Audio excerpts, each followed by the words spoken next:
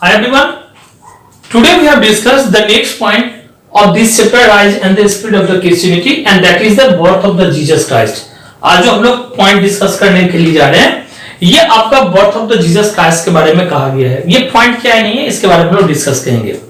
तो we know that very well here Jesus Christ was born in the Bethlehem. ये तो हम लोग जानते हैं कि जीसस क्राइस्ट जो थे ना, वो एक तरह से बॉर्न हुए थे. कहां पे बॉर्न हुए थे? तो बेथलेहम में. And Bethlehem was a small town. कहते हैं कि बेथलेहम जो था ना, एक तरह से स्मॉल टाउन था नियर जूडिया, और around two be the 2000 years ago. इनका जो जन्म हुआ था लगभग 2000 साल बहुत पहले की बात है. ये चीज कहा गया इसमें 2000 इयर्स अगो ये यहाँ पे जन्म लिए थे. ना ही was born to be the Mary and the Joseph. अगर इनकी हम लोग मम्मी की बात करें ना, तो इनके मम्मी का नाम कहा जाता था मैरी, और फादर का नाम अगर हम लोग बात करते हैं तो इनको जोसेफ कहा जाता था. इनके पेरेंट्स में मैरी मतलब हो गए और एक जोसेफ इनके फादर हो गए. तो यहां तक हम लोग ने पढ़ा. कहते हैं कि though the Joseph was just as a carpenter. Joseph क्या था, क्या थे? ये एक तरह से कारपेंटर माने गए थे. And he was the believe that, और ये बिलीव किया जाता था कि he was the descendant of the king David. और ये किंग डेविड के डिसेंडेंट मतलब उनके फैमिली से ये मतलब एक तरह से डिसेंडेंट माने जाते थे. और ये किंग डेविड कौन था? तो ये एक तरह से इजराइल का रूलर हुआ करता था. And who liberated the Israel from the foreign rule. और इन्होंने फॉरेन रूल से इजराइल को एक तरह से क्या किया था? तो लिबरेट किया था, वहां से एक तरह से आजाद दिलवाया था. जो कि एनिमी का जो रूल था ना, उसे ये आजाद दिलवाया था from the foreign rule about to be the 1000 years ago. और ये कहानी हुई थी कब? तो 1000 इयर्स अगो की बात है, उस समय में. नाउ नेक्स्ट पॉइंट अब हम लोग आते हैं जीसस के बारे में. कहा कि he was raise in the Nazareth. कहते हैं कि ये नेजरेथ में ही बड़े हुए थे. And he studied to be the Jewish scriptures and upper to be the attending the maturity. कहते हैं कि और जेविश स्क्रिप्चर्स को उन्होंने पढ़ा था और उसी को लेकर के वो एक तरह से मैच्योरिटी भी लिए थे. And he followed his father occupation. और इतना ही नहीं बल्कि वो अपने फादर का जो ऑक्यूपेशन था, his father was a carpenter. कहा जाता है कि वो अपने फादर का ही ऑक्यूपेशन जो था वो उसको एक तरह से डिलीवर्ड किया, उसी को वो एक तरह से आगे बढ़ाए. And he became the carpenter. ये भी एक तरह से कारपेंटर बने. Now when he was about to be the 30 years. कहते हैं कि जब जिस समय में ना ये लगभग 30 इयर्स के थे, when he was about to be the 30 years is he was baptized by the John to be the Baptist. कहते हैं कि उस समय में इनको एक तरह से बैप्टाइज किया गया था. देखिए अगर हम लोग बैप्टाइज का मीनिंग समझते हैं ना, तो बैप्टाइज का मीनिंग में कहा जाता है to immerse in the holy water. मतलब एक तरह से होली वाटर में किसी को इमर्स करना, मतलब उसमें या तो उसके ऊपर में पानी छिड़क देना या उस पानी में उसको एक तरह से मतलब बात करवाना, जो कि होली वाटर होता, पवित्र पानी हुआ करता था उसमें. और उसके बाद वो लोग शपथ ले लिया करते थे कि हम अच्छे काम करेंगे. ऐसे ऐसे सारी बातें थी. So at this time at this baptism, sorry, अगर हम लोग देखें तो इस बैप्टिज्म में क्या हुआ था कि it was a revealed to be the him that the time had not to be the come for him to be the start the actual mission. अब एक तरह से टाइम आ चुका था कि आखिर उनका जो अपना एक्चुअल मिशन था ना, उस एक्चुअल मिशन को वो कैसे आगे बढ़ाएंगे, नहीं बढ़ाएंगे. And he was to be the spread the gospel to be the people. और वो एक तरह से क्या करने लगे? तो उस समय में जो गॉस्पेल्स हुआ करता था, इस गॉस्पेल्स को ना वो एक तरह से स्पीड करने लगे. स्पीड करने लगे किसमें? अब बात आती है गॉस्पेल्स का. तो गॉस्पेल्स का मीनिंग होता है द टीचिंग एंड द एक तरह से रिवलेशन ऑफ द क्राइस्ट. मतलब क्राइस्ट के बारे में, जीसस क्राइस्ट जो थे ना, वो एक तरह से क्रिश्चियंस के बारे में एक तरह से वो टीच किया करते थे और एक तरह से रिवलेशन क्या करते थे कि आखिर ये क्या है नहीं है. ये सारा का सारा पॉइंट वगैरह ये जो थे ना, वो गॉस्पेल्स के बारे में समझाने लगे. And from around 30 to be the 33 CE. और ये भी माना गया कि 30 से लेकर के 33 सीई तक इनके बारे में ये बिलीव किया जाता कि Jesus travel to be the across the Judea. ये जूडिया को ट्रैवल करते हुए अक्रॉस बाहर की तरफ गए. और इसके बाद में Galilee preaching to be the message of the love. और एक तरह से गैलिली जो था वो एक तरह से प्रीचिंग जो था मतलब मैसेज ऑफ लव का, वो सब जगह प्रीच करने लगे. और इन दिस देयर मतलब अगर हम लोग बात करते हैं ना, तो इन द 3 इयर्स वहां पर लगभग 3 साल तक जीसस ने क्या किया? तो basically he was called a group of the 12 people to be the further his mission of the love and the brotherhood.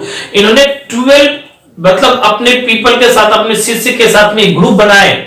और इस चीज को वो क्या किया, जहां जगह जाते थे ना, तो वो एक तरह से लव और ब्रदरहुड के बारे में सभी को समझाना चालू कर दिए। So they came from all of the walks of the life. कहते हैं कि ये सब जो 12 पीपल थे इनके, वो हर एक मतलब जाति से रिलेटेड होते थे। And we are known as to be the 12 disciple of the Jesus, और बाद में इनको 12 डिसिपल्स ऑफ जीसस के नाम से भी जाना गया। Now next point, teachings of the Jesus Christ. अब जो हम लोग अगला पॉइंट पढ़ेंगे, that is about to be the teachings of the Jesus Christ. Now our knowledge of the life and the teachings of the Jesus Christ at the based on to be the 4 Gospels. अगर हम लोग देखें तो उस समय में जो हमारी जो नॉलेज आती है, या हम लोग जो पढ़े वगैरह सब है ना, तो वहां से एक ही चीज के बारे में पता चलता है कि लाइफ और टीचिंग जो था जीसस क्राइस्ट का ना, वो आपका 4 गॉस्पेल्स के ऊपर में ही डिपेंड किया गया था। And the 4 gospels were the Matthew, mark, Luke and John. ये 4 नाम आपका इसके अंदर में दिया गया है। And the first 4 the books in the new testament, कहते हैं कि ये जो 4 गॉस्पेल्स कहा गया था ना, ये 4 गॉस्पेल्स को एक तरह से फर्स्ट जो बुक 4 बुक्स लिखा गया था, ये जो थे वो न्यू टेस्टामेंट के अंदर में इसको रखा गया था। अब बात आती है ये वर्ड का कि आखिर ये न्यू टेस्टामेंट था क्या। अगर हम लोग न्यू टेस्टामेंट की बात करें ना, तो न्यू टेस्टामेंट के बारे में एक चीज बताया गया है कि आप अपने बुक में देखोगे कि the second part of the Christian Bible, कहते हैं कि ये जो क्रिश्चियन का जो बाइबल हुआ करता था ना, इस बाइबल का ये न्यू टेस्टामेंट सेकेंड पार्ट माना गया था। कौन सा पार्ट माना गया था? सेकेंड पार्ट माना गया था। और they were written originally in the Greek, इसको ना एक तरह से रिटेन किया गया था ग्रीक में, ओरिजिनली ग्रीक में लिखा गया है। And recording of the life and the teachings of the Jesus Christ, कहते हैं कि जो जीसस जो थे ना, इनके टीचिंग्स के बारे में, क्राइस्ट के बारे में, ये सब सारा का सारा लिखा गया था। And he is the earliest follower, और इनके जो अर्लीस्ट फॉलोवर वगैरह होते थे, इन सबों के बारे में इसमें लिखा गया। ये जो न्यू टेस्टामेंट जो है ना, वो इसमें लिखा गया है। तो न्यू टेस्टामेंट में आप जब पढ़ोगे तो बहुत सारी चीजों के बारे में दिया गया है। कहते हैं कि the teachings were the very simple, उस समय में बहुत ही इनका जो टीचिंग हुआ करता था बड़ी सिंपल थी, बड़ी इजी थी। And were the also understood by the common people, और वो जो था वो एक तरह से सारा का सारा चीज समझा भी जाता था कॉमन पीपल के द्वारा। So his teachings were the based on to be the main 2 tenets, कहते हैं कि इनकी जो टीचिंग्स थी ना, वो आपका based on the 2 main tenets के ऊपर में बनाया गया था। और ये 2 मेन टेनेट्स क्या था, ध्यान से सुनना है। सबसे पहला टेनेट्स के बारे में कहा गया कि to love God with all of your own heart, soul and mind. अगर आप गॉड को लव करते हो ना, तो आप अपने हार्ट से करो, अपने मतलब एक तरह से कहते हैं ना कि मतलब सोल आत्मा से करो, और एक तरह से अपने माइंड से करो। हम लोग आजकल पूजा पाठ करते हैं कि नहीं, लेकिन अपने कामों के लिए फायदे देखते हैं, किसमें मेरा होगा उसी गॉड को पूजते हैं। लेकिन नहीं, जीसस का मानना था कि अगर आप गॉड किसी भी गॉड को अगर लव करते हो ना, तो उनको बाय हार्ट करो, अपने सोल के तरह से करो, या फिर अपने माइंड को लेकर के एक साथ में एकदम ऐसे सोच के चलना है आपको। सेकेंड जो इनका टेनेट था वो था कि to love one's neighbours as a oneself, आप अपने नेबर्स को मतलब अपने पड़ोसी को अपने तरह समझो, उनके साथ वैसे ही प्यार करो, अपने जैसे करते हो। लेकिन आजकल हम लोग क्या करते हैं, ऐसे होता नहीं है, झगड़ा करते हैं या नहीं है, ऐसा नहीं करना चाहिए। ये इनका कहना था जीसस का कि आप अपने पड़ोसी को भी अपने तरह से प्यार दो, अपने तरह ही समझो उसको भी। ये 2 बातें इन्होंने कहा गया था। अब अगर हम लोग इनके सरमन जो था उस समय में, सर्वन ऑफ द माउंट में जो इन्होंने कहा था, is considered to be the central theme of his teaching. इनके टीचिंग का इनको एक तरह से सेंट्रल थीम्स माना गया था। इनके जो इन्होंने टीच किया था ना, इसको सेंट्रल माना गया था टीचिंग का। अब ये इसमें कुछ पॉइंट्स हम लोग ना यहाँ पर मैं डिस्कस करेंगे कि आखिर इनका जो टीचिंग था वो क्या था, नहीं था, जो इन्होंने प्रीच किया था।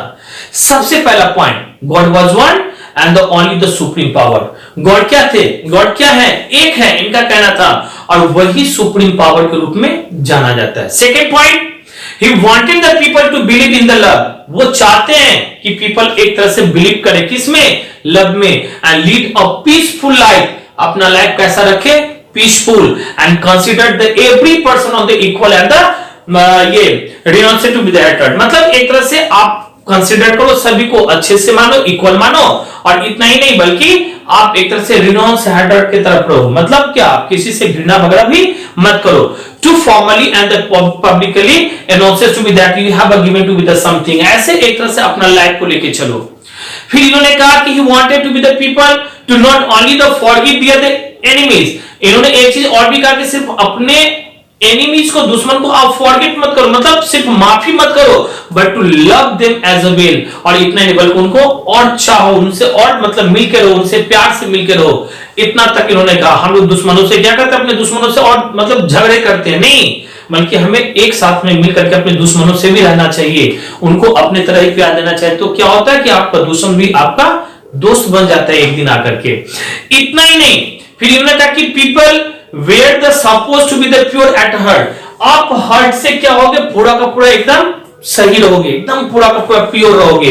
एंड हम्बल, मर्सीफुल, पीसफुल, ये सब इनका ही कहना था। फॉरगिविंग एंड द मेक, ये सारा का सारा जो क्वालिटी है ना एक पर्सन के अंदर में होना चाहिए। People were the suppose to be the help the poor, इतना ही नहीं, पीपल एक तरह से पुअर को सपोर्ट करे और heal the align to be the bless of the God, कहते हैं कि और एक तरह से उनको भी लिए भी ब्लेस करे, अच्छा हो सभी के लिए, ऐसा सोचे। ये इनकी सारी की सारी टीचिंग्स वगैरह थी, इसके अंदर में हम लोगों ने पढ़ा। Now thus Jesus who came to be the known as to be the savior, कहते हैं कि नहीं, इनको एक तरह से सेवियर भी कहा गया था। kept on the meeting the people and they spreading, क्या स्प्रेड करते थे, तो गॉड्स मैसेज, ये पीपल के साथ में मीटिंग करते थे और अपने गॉड्स के द्वारा जो दिया गया, इनको जो भेजा गया था जिस काम के लिए, उस मैसेज को भी ये क्या करते थे, सब जगह स्प्रेड किया करते थे। And he cure to be the lepers, forget to be the sinners and the reduce to be the powerful, कहते हैं कि ये जो पापी होते थे ना उनको माफ किया करते थे। इतना ही नहीं, बल्कि कहते हैं कि एक तरह से जो पावरफुल होता था उनको भी ये रिब्यूक किया करते थे। ये सारी की सारी बातें इनमें खूबियां थी, ये सब सारा का सारा काम ये करते थे। And he not only the thought by the word of the mouth, सिर्फ ये अपने मुंह के शब्दों से ही नहीं उनको समझाते थे, but the through his life and the deeds, और वो अपने खुद भी वैसे ही करते थे। इसी तरह से वो पीपल को भी एक तरह से समझाया करते थे कि कैसे क्या करना है। And is a simple teachings appeal to be the masses, कहते ये जो सिंपल टीचिंग इनका था ना, ये एक तरह से अपील हुआ सभी मासेस के अंदर में, मतलब गैदरिंग्स ऑफ पीपल के अंदर में इस बात का जो था ना वो सब जगह फैला। And this cause to be the concern among to be the some of the Jesus Jewish leader, और यही कारण जो था वो कुछ Jewish leader को जो था ना वो अच्छा नहीं लगा। and which ideas were not enter to be the tendent with those of the Jesus and they were to be the also the alarm by the growing the popularity, और कहते हैं कि इनका जो आइडिया था ना वो इनके साथ नहीं था, और यही कारण था कि जीसस जो थे वो सभी को चाहते थे, सभी से अच्छे तरह से व्यवहार करते थे, और जिसके कारण क्या हुआ, तो इनकी पॉपुलैरिटी जो थी वो एक तरह से धीरे धीरे बढ़ती चली गई। So in the institute that they did not to be the love the control of the ये पोजीशन इन द सोसाइटी, अब वो लोग एक तरह से पोजीशन जो था ना सोसाइटी के अंदर में उस तरह से नहीं रख पा रहे थे। And help to be the over the people they to be the approach to be the Pontius Pilate, ये पोंटियस प्लेट जो था ना एक तरह से रोमन गवर्नर कहा जाता था, ये लोग ना इनकी बातों को उतना अप्रोच नहीं करते थे। So they claim that the Jesus called himself as the king of the Jews, ये लोग जाकर के राजा से क्या कहने लगा कि जो जीसस है वो एक तरह से पीपल के सामने में क्या कह रहा है कि वो एक तरह से किंग ऑफ द ज्यूज है, मतलब ज्यूज का राजा वो अपने आप को मानता है। ये सब सारी की बातें जो था उस समय में ये अच्छा नहीं लगा जो रूलर था उस समय में। Such a claim the Jewish leader insisted was a treasonous, कहते कि यही एक क्लेम जो था ना इनके लिए बहुत बड़ा बन चुका। And it was a direct the challenge to be the Roman authority, और ये एक तरह से रोमन अथॉरिटी को चैलेंज करने की बातें होने लगी। तो ये जैसे जैसे फेमस होते चले गए ना, तो जो रूलर था वहां का वो उनको अच्छा नहीं लगा। सो इसके बाद में क्या होता है कि जीसस वाज एग्जीक्यूटेड, इनको एक तरह से एग्जीक्यूटेड कर दिया गया, मार दिया गया। क्रूसिफिकेशन इन द गोलगाथा, कहां पर में हुई इनकी क्रूसिफिक्शन, तो गोलगाथा में। एज अ पॉलिटिकल रिवील के कारण ये सारी की सारी बातें हुई। वो लोग जो थे इनके अगेंस्ट में ना, वो लोग ये सोचने लगे कि ये धीरे धीरे तो यहाँ का मतलब एक तरह से एम्पायर बन जाएगा, और इसके लिए वहां का जो एम्पायर था वो क्या क्या इनको एक तरह से मरवा डाला, और वो पॉलिटिकल रिवील के अंदर में इनको वहां पर में एग्जीक्यूशन कर दिया गया। His death was the painful and the slow, कहते हैं कि इनकी जो मृत्यु हुई ना वो एक तरह से पेनफुल था, स्लो था। एंड द ऑर्डर ये ordeal that he went to be the through to be the considered as a fulfilment of his role in the मसीहा, और कहा जाता है कि उन्होंने एक तरह से वही काम किया जो एक मसीहा को करना चाहिए, एक तरह से वही वो वर्क करते चले गए जो एक मसीहा को करना चाहिए।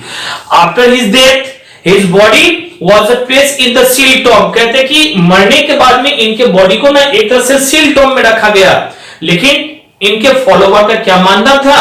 His followers believe that the Jesus rose from to the death on the third day. जब उनको एग्जीक्यूशन की गई थी ना, तो उस थर्ड डे के बाद में वो फिर से वहां से रोज अप हुए और उस सील टॉम से क्या हुए, तो वो निकल के चले गए और आफ्टर सम टाइम मतलब 3 दिनों के बाद में देखा गया कि द टॉम वाज एम्प्टी, और जिस टॉम में उनको रखा गया था ना, वो टॉम पूरा का पूरा खाली था.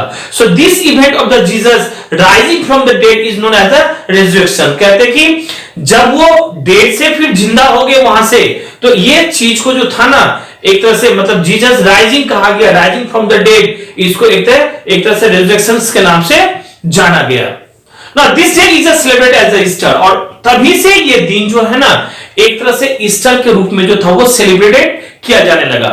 So when is the followers hear the reports of the resurrections of the Jesus, they were to be the convinced. जब इनके फॉलोवर्स को ये पता चला कि ये रिजरेक्शन हो चुके हैं, एक तरह से मतलब मर के फिर जिंदा हो चुके हैं, तो ये लोग भी कन्विंस करना चालू कर दिए कि दैट ही वाज द मसीहा. मतलब एक तरह से वो कौन थे? मसीहा थे, और मसीहा के रूप में बन के यहाँ पे आए थे. सो arm with to be the conviction. कहते हैं कि इसके बाद में जैसे जैसे कन्विक्शन बढ़ते चली गई, the follower of the Jesus Christ begin to be the spirit his the message. और उन्होंने क्या किया, तो इनके मैसेज को अलग अलग तरह से मतलब spirit his the message the generously. Apostle Saint Peter, इसके बाद में आपका नाम आता है सेंट जॉन का और सेंट पॉल का. ये सब क्या किए, तो इनके मैसेज को फॉरवर्ड करने लगे, जीसस के लीगेसी को फॉरवर्ड करने लगे. They took it upon to be themselves to be the spread the Christian ये क्राइस्ट मैसेज. और ये मैसेज को जो था ना, ऑल अराउंड द वर्ल्ड में एक तरह से सब जगह ये लोग फैलाने लगे. And the most the influences the person की अगर हम लोग बात करते हैं ना, in the spirit of the Christianity, मतलब इस क्रिश्चियनिटी को आगे बढ़ाने में, तो that was the Saint Paul. और वो कोई नहीं बल्कि सेंट पॉल थे. ही जर्न, कहते कि ये जर्नी किए थे एक तरह से, कहां से कहां तक, तो tirelessly to speak to be the Christian faith. मतलब ये कभी भी अपने आप को थके मांदे नहीं मानते थे, बल्कि इस रिलीजन को जहां तहां ये एक तरह से लेके गए. And he preach that the only with the help of, और ये जो थे ना एक तरह से प्रीच करते थे किसके लिए, with the help of the Christ one could be the life of the kindness. कि एक तरह से ये जो क्राइस्ट है ना, ये एक तरह से लव का है, एक तरह से काइंडनेस की है, एक तरह से जॉय का है. ये सारी की सारी मतलब एक तरह से बातों को लेकर के लोगों के पास जाते थे, और वही चीज हेवन तक पहुंचाएगा. ये सारी की सारी बातें ये सभी को कहा करते